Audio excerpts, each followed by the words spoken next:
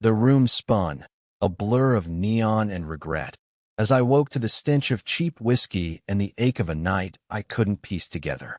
My head throbbed like a drum, and the bed beside me was cold, empty, the sheets tangled like a confession I wasn't ready to hear. I was alone in a Vegas hotel room, and the only thing louder than the silence was the question screaming in my mind. Where was he? My name is Ethan Caldwell, a 24-year-old graphic designer from Chicago who thought a weekend in Sin City would be the escape I needed. I'd come here with a plan, drown the monotony of my life in lights, liquor, and the kind of reckless freedom only Vegas could promise. But last night, I'd met him, Julian Navarro, a 26-year-old bartender with a crooked smile and eyes that held stories I wanted to unravel. We'd collided at a dive bar off the strip, his laugh cutting through the haze of my third drink like a lifeline. By midnight, we were sharing secrets in a booth, his hand brushing mine, sparking something I hadn't felt in years. By 2 a.m., we were dancing under a chandelier in a club I couldn't afford, his breath warm against my ear, promising we'd see the sunrise together. Now, it was noon, and he was gone. My phone was dead, my wallet lighter than it should have been, and the only clue was a crumpled receipt on the nightstand for a bar called the Lucky Strike. I stumbled to the bathroom, splashing water on my face, trying to shake the fog. The mirror showed a stranger, eyes bloodshot, hair a mess, and a hickey on my neck I didn't remember getting. What the hell happened last night? I needed answers, and the only place to start was where we'd begun. The Lucky Strike was a hole-in-the-wall joint, all sticky floors and flickering neon. The bartender, a grizzled woman named Rita, eyed me like I was trouble. "You're the kid from last night," she said, pouring me a coffee I didn't ask for. "Looked like you and that Navarro boy were about to set the place on fire." She slid me a napkin with an address scrawled in smudged ink. "He left this. Said you'd need it." The address led me to a rundown motel on the edge of town, the kind of place where dreams went to die. My heart pounded as I knocked on room 17. No answer.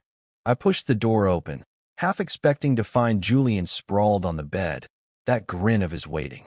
Instead, the room was empty, save for a leather jacket draped over a chair, his jacket. My stomach twisted. On the table was a note in his handwriting. "Ethan, I'm sorry. I had to go. Find me at the Neon Chapel before midnight." J. The Neon Chapel. Of course, it had to be a Vegas cliché. I didn't know if I was chasing a ghost or a promise, but I couldn't stop now. I grabbed his jacket, the scent of his cologne still clinging to it, and headed back into the city's pulse. The strip was alive, a carnival of excess, but all I could see was him, his dark eyes, his quiet laugh, the way he'd looked at me like I was the only thing that mattered. By dusk, I reached the Neon Chapel, a tacky little place glowing pink and blue, promising weddings in 10 minutes or less. My hands shook as I stepped inside. A woman in a sequined dress greeted me, her smile too bright. "You here for the Navarro wedding?" she chirped. My heart stopped. Wedding? Before I could speak, a figure emerged from the shadows. Julian, in a wrinkled shirt, his face pale, but his eyes burning with something I couldn't name. "Ethan," he said, voice rough. "You came." I wanted to scream, to demand answers, but all I could do was stare. "What's going on, Julian? A wedding? You left me in that hotel room without a word." He stepped closer, his hands reaching for mine, but stopping short. "I didn't leave you," he said. "I had to protect you. Last night it wasn't just us. There's someone after me, Ethan. Someone dangerous." My pulse raced. "Who? What are you talking about?" He glanced over his shoulder, as if the shadows themselves were listening. "I'll explain everything, but you need to trust me.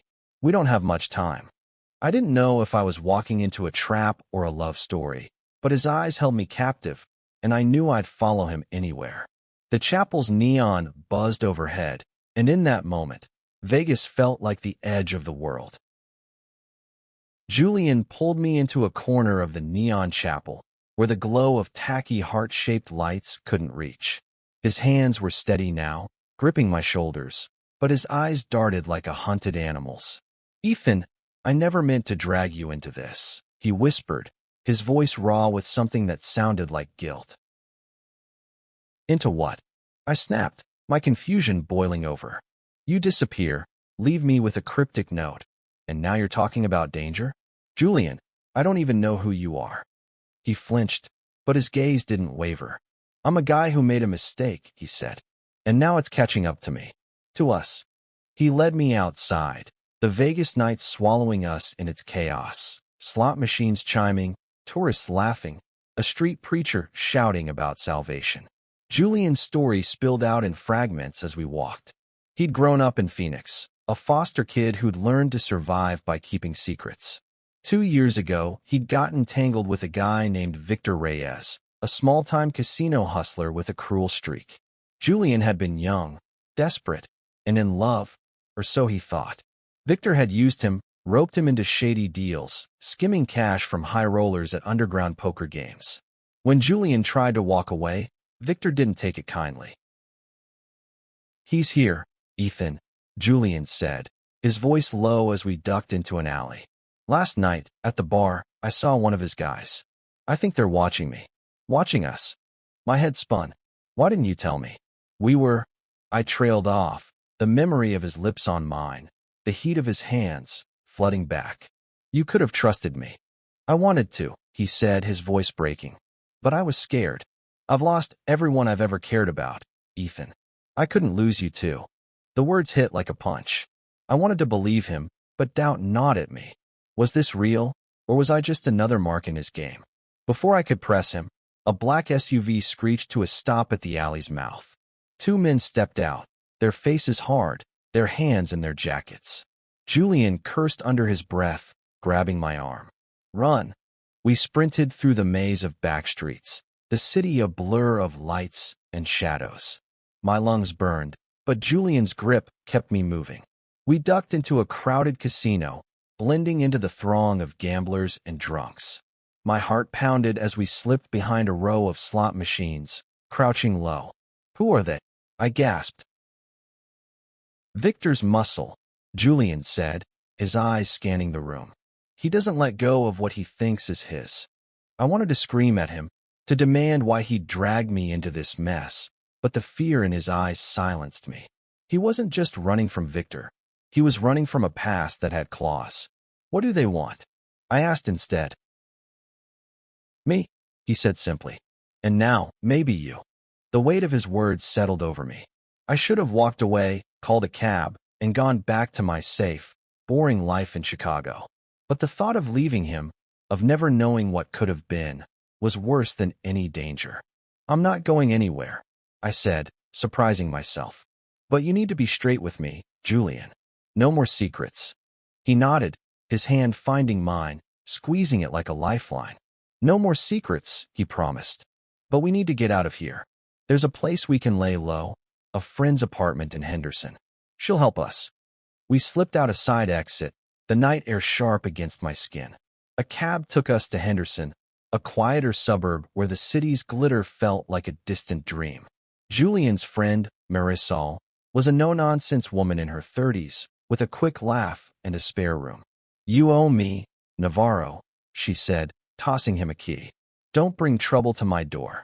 As we settled into her cramped guest room, Julian's walls started to come down. He told me about his childhood, bouncing from foster home to foster home, always feeling like he didn't belong. When I met you last night, he said, his voice soft. It was the first time I felt seen, like I could be more than my mistakes. I reached for him, my fingers brushing his jaw. You are, I said. But we're in this together now. Whatever happens, we face it as a team. His lips met mine, a kiss that tasted like hope and fear and everything we hadn't said. For a moment, the world outside didn't exist, just us, 2 broken souls finding each other in the chaos of Vegas. But as we pulled apart, a shadow moved outside the window. My heart froze. Someone was watching. The shadow vanished as quickly as it appeared, but my pulse didn't slow.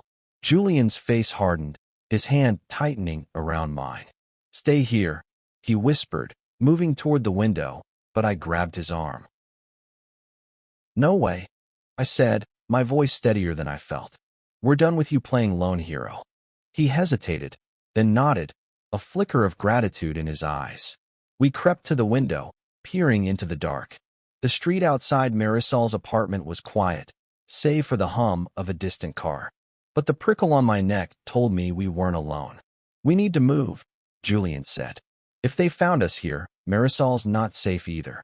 We woke Marisol, who cursed in Spanish but didn't ask questions. She handed us a set of car keys and a burner phone. My cousin's place in Boulder City, she said. Go. I'll handle things here. Her eyes softened as she looked at Julian. Don't screw this up, Mijo. He's a keeper. The drive to Boulder City was tense, the desert night stretching endlessly around us. Julian's hands gripped the wheel, his jaw tight. I wanted to ask a million questions about Victor, about the men chasing us, about what last night meant. But the silence felt safer. Instead, I watched the stars, brighter here than anywhere I'd ever been, and wondered how a weekend escape had turned into a life-or-death chase. At the cousin's house, a small, weathered bungalow, Julian finally spoke. Victor's not just a hustler, he said, his voice low as we sat on a sagging couch. He's connected. Loan sharks, dealers, people who don't forgive debts. I owed him money from a job that went south. I thought I'd paid it off, but he's not letting me go. Why you? I asked, frustration bubbling up. What makes you so special to him? Julian's eyes darkened. Because I was his. For a while, I thought I loved him. He made me feel like I mattered, but it was all control. When I left, he swore I'd never be free. The words hung heavy between us.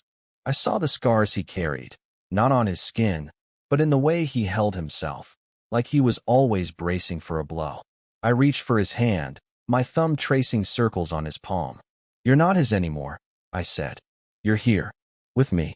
His breath hitched, and he leaned into me, his forehead resting against mine. I don't deserve you, Ethan, he murmured. But I'm too selfish to let you go. The moment shattered when the burner phone buzzed. A text from Marisol. They hit my place. Get out now. Julian's face paled. We can't stay here, he said, already moving. But as we reached the door, headlights cut through the dark. Another SUV. They'd found us again. We bolted through the back door, scrambling into the desert scrub. The night was alive with sounds, crickets, distant traffic, and the crunch of boots behind us. Julian pulled me down behind a boulder, his breath ragged. I'm sorry, he whispered. I should have stayed away from you. Stop it, I hissed. I chose this. I chose you. His eyes searched mine, and for a second, I thought he'd kiss me again. Instead, he pulled out the burner phone and dialed a number. Rita, he said when someone answered. I need a favor. Big one. Rita, the bartender from the Lucky Strike, had connections Julian hadn't mentioned. She gave us a meet-up spot, an old warehouse on the outskirts of Vegas, used by her cousin's associates for off-the-books deals. Be there by dawn, she said. And don't bring your boyfriend's drama. We trekked through the desert, the city's glow fading behind us. My legs ached, but Julian's presence kept me grounded. He told me stories to keep us moving, about sneaking into concerts as a teenager, about the time he tried to teach himself guitar and broke every string. I told him about my boring Chicago life, my dead-end job, my dream of designing album covers for bands I loved. It felt like we were stealing moments from the chaos, building something real in the middle of a nightmare. By the time we reached the warehouse, dawn was breaking, painting the sky in streaks of pink and gold. Rita was waiting, her arms crossed, a guy in a leather vest beside her. This is Carlos, she said. He can get you out of Vegas, but it's gonna cost. Julian nodded, pulling a wad of cash from his pocket. Money I hadn't known he had. It's all I've got, he said. Will it cover us both? Carlos eyed me, then Julian. Barely, but you're lucky Rita's got a soft spot for strays. As we followed Carlos inside, I couldn't shake the feeling that we were walking into another trap. Julian's hand brushed mine, a silent promise. Whatever came next, we'd face it together. The warehouse smelled of oil and dust, its cavernous interior lit by flickering fluorescence. Carlos led us to a back room where a beat-up van waited, keys dangling from his hand. "This'll get you to Reno," he said, his voice gruff. "From there, you're on your own." Julian nodded, but I saw the tension in his shoulders. "What's in Reno?" I asked, my voice echoing in the empty space. "A fresh start," Julian said, but his eyes didn't meet mine, or at least a chance to disappear. I wanted to believe him, but the weight of the unknown pressed against my chest. We'd been running all night, and I still didn't know if I could trust him, or if I was just a fool chasing a feeling. As Carlos handed over the keys, a low rumble sounded outside. Tires on gravel. My stomach dropped. "Get down," Julian hissed, pulling me behind a stack of crates. The warehouse door creaked open, and heavy footsteps echoed. Voices followed, low, menacing, and too close. "Victor's men." Carlos cursed under his breath, slipping into the shadows. "Stay put," he mouthed before disappearing. Julian's hand found mine, his grip tight enough to hurt. "If they find us," he whispered, "run. Don't look back." "I'm not leaving you," I said, my voice fierce despite the fear clawing at me. He shook his head, but there was no time to argue. The footsteps were getting closer. A flashlight beam swept across the room, catching the edge of our crate. I held my breath, my heart pounding so loud I was sure they'd hear it. Then, a shout, Carlos's voice, from the other side of the warehouse. "Hey, over here." A distraction. The footsteps retreated, and Julian tugged me toward the van. We scrambled inside, Julian in the driver's seat, me crouched in the back. The engine roared to life, and we peeled out, the warehouse shrinking in the rearview mirror. Gunshots rang out behind us, but Julian didn't flinch, his focus razor-sharp as he navigated the desert roads. "Who are you?" I asked, half laughing, half panicked. "You're driving like you've done this before." He shot me a grim smile. "You pick up a few things when you're running from guys like Victor." The road to Reno was a blur of sagebrush and endless sky. Julian told me more, how he'd learned to hotwire cars as a teenager, how he'd once spent a month living out of a backpack in LA. His life was a mosaic of survival, each piece sharper than the last. I wanted to hate him for pulling me into this, but every story, every glance, made me fall harder. By midday, we stopped at a gas station in the middle of nowhere. The attendant, an old man with a weathered face, barely glanced at us as Julian paid for fuel and a couple of sodas. We sat on the hood of the van, the desert heat pressing against us. "What happens in Reno?" I asked, cracking open my drink. Julian stared at the horizon. "I know a guy who can get us new IDs. We disappear, start over. No Victor, no past. And what about us?" The question slipped out before I could stop it. His eyes met mine, soft and searching. "I want there to be an us," he said. "But only if you're sure. This life, it's not easy." I leaned closer, my shoulder brushing his. "I'm sure." The moment felt fragile, like it could shatter with a single wrong move. But before I could say more, the burner phone buzzed. A new message, from an unknown number. "You can't run forever, Julian. I always find what's mine." Julian's face went pale. "He's tracking us," he said, tossing the phone out the window. "We need to move." We drove in silence, the threat hanging over us like a storm cloud. By nightfall, we reached Reno, the city's lights a faint echo of Vegas's chaos. Julian's contact, a wiry man named Dex, met us in a dive bar. He slid a manila envelope across the table, 2 driver's licenses, 2 passports. "You're Ethan Harper and Julian Cruz now," he said. "Don't screw it up." As we left the bar, I felt the weight of my new name, my new life. But Julian's hand in mine grounded me. We were in this together, for better or worse. Until the bar's door swung open behind us, and a familiar voice growled. "Going somewhere, Navarro?" "Victor." Victor stood in the doorway, his silhouette framed by the bar's dim light. He was shorter than I'd imagined, but his presence filled the room. Sharp suit, sharper eyes, and a smile that promised pain. Julian froze, his hand tightening around mine until it hurt. "Stay behind me," he whispered, but I stepped forward, refusing to cower. You must be Ethan, Victor said, his voice smooth as venom. Julian's new toy. He always did have a thing for strays. Leave him out of this, Julian snapped, his voice steady despite the fear in his eyes. This is between you and me. Victor laughed, a cold sound that echoed in the nearly empty bar. You don't get to make demands, Navarro. You owe me, and I collect what's mine. The bartender, sensing trouble, slipped into the back. Dex was already gone, leaving us alone with Victor and two of his men, who flanked him like wolves. My heart raced, but I wasn't backing down. He's not yours, I said, surprised by the steel in my voice. He never was. Victor's smile faltered, his eyes narrowing. You've got guts, kid. Shame it won't help you. Before I could blink, Julian lunged, shoving Victor into a table. Chaos erupted, chairs crashing, glass shattering. I grabbed a bottle from the bar, smashing it over one of the goons' heads as he reached for Julian. The other tackled me, pinning me to the floor, his fist connecting with my jaw. Pain exploded, but I kicked up, catching him off guard.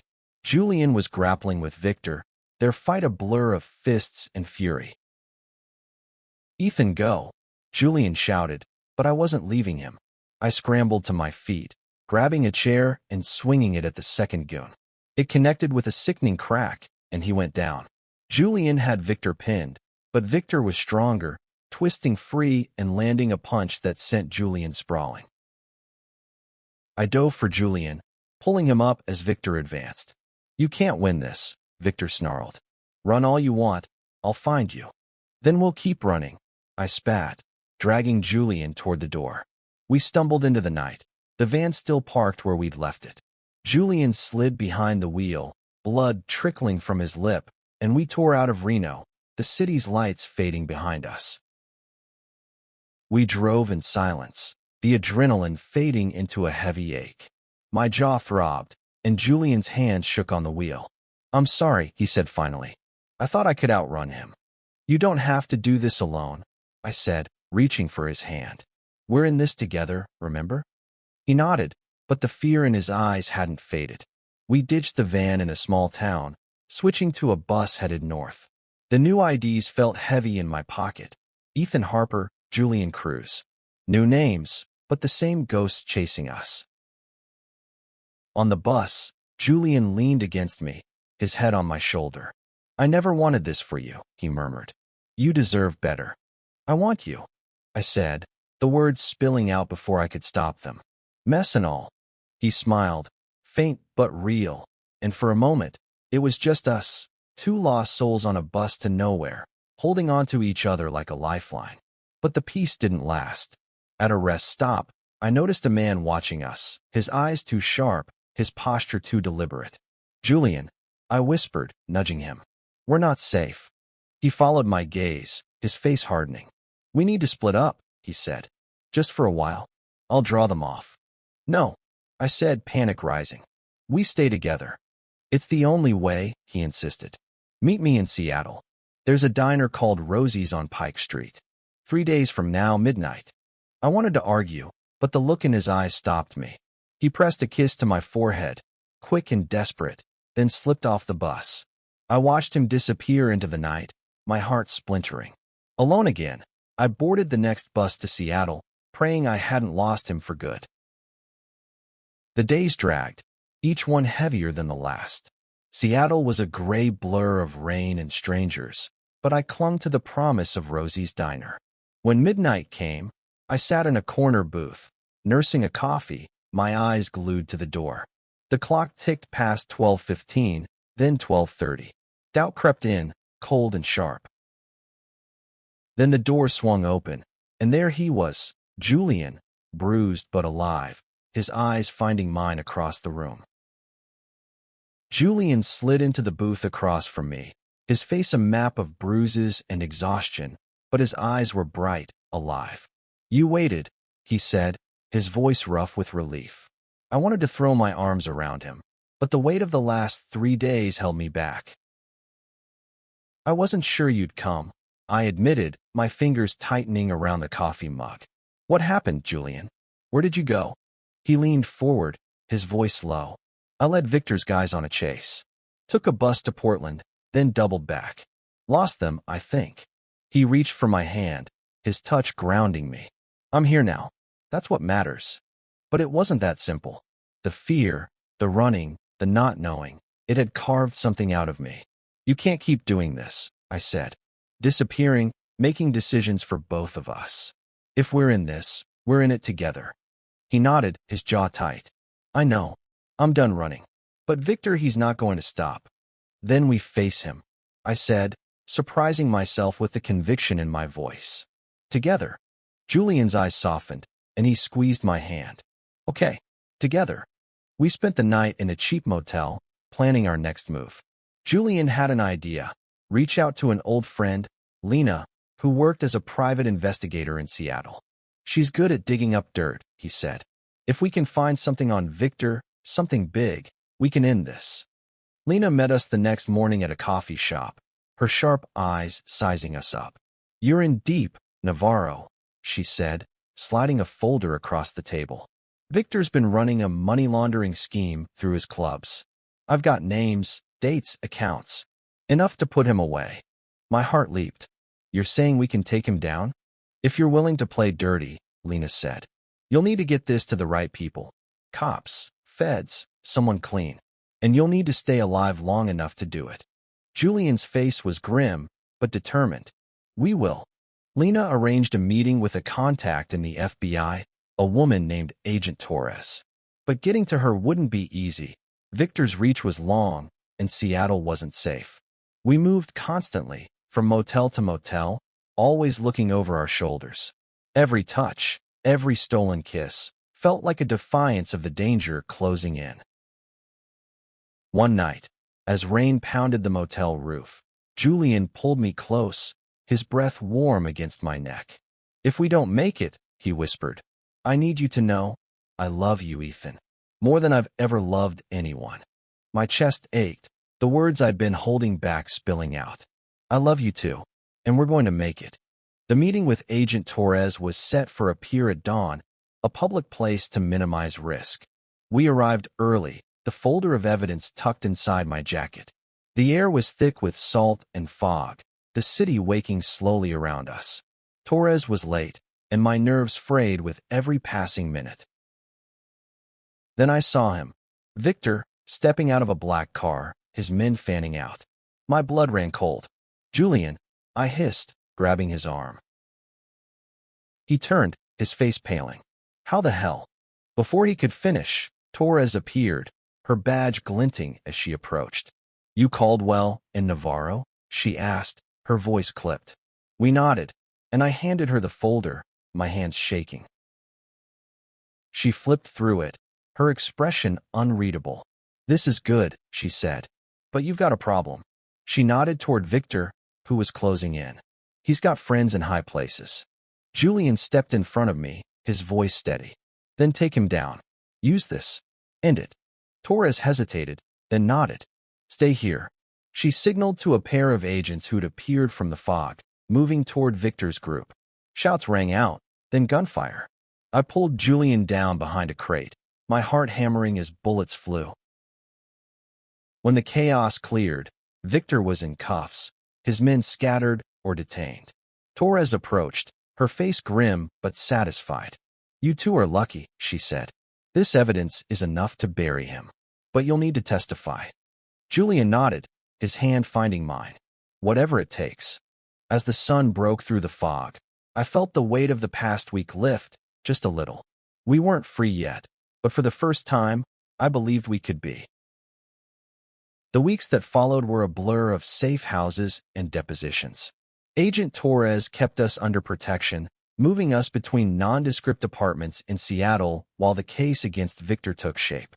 Julian and I were shadows, living on coffee and whispered promises, our new IDs.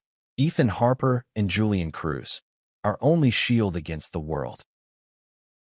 Testifying was the hardest part. Standing in a courtroom, facing Victor's cold stare, I felt exposed, like every secret I'd ever kept was laid bare. Julian sat beside me, his hand brushing mine under the table, grounding me as I recounted our story. The bar, the chase, the evidence. Victor's lawyers tried to tear us apart, painting Julian as a liar, me as a naive kid caught in his web. But the evidence Lena had dug up was ironclad. Bank records, witness statements, a trail of corruption that stretched across 3 states. When the gavel fell, Victor was sentenced to 15 years, his empire crumbling. We were free, but freedom felt fragile. The FBI offered us relocation, new lives far from Vegas's neon grip. Julian wanted to go, somewhere quiet, maybe Oregon, where we could start over. But I wasn't ready to run again. I want a life with you, I told him one night, in a safe house overlooking the Puget Sound. Not just survival. He smiled, that crooked grin I'd fallen for in a dive bar a lifetime ago. Then let's build one. Right here. We settled in Seattle, renting a tiny apartment above a bookstore. I found work designing logos for local bands, while Julian got a job at a community center, coaching kids who reminded him of his younger self. It wasn't glamorous, but it was ours. We'd wake to the sound of rain, make breakfast together, argue over whose turn it was to do dishes. Normalcy was a gift I hadn't known I'd craved. One evening, as we walked along the waterfront, Julian stopped, pulling me close. I was lost when I met you, he said, his voice soft against the crash of waves. I thought I'd always be running, but you made me want to stay. Tears stung my eyes as I kissed him, the city's lights blurring around us. You're my home, I said, wherever we go. That night, in our cramped apartment, we made plans, not for escape, but for a future. A trip to meet my parents in Chicago, a dream of opening a small art studio, maybe even a dog. For the first time, I saw a life beyond the chaos, a life where love wasn't a risk but a promise. Looking back, I woke up alone in Vegas, thinking I'd lost everything. But the boy I thought I'd lost forever came back to me, and together, we found something stronger than fear. Hope. In a world that tried to tear us apart, we chose each other, and that was enough.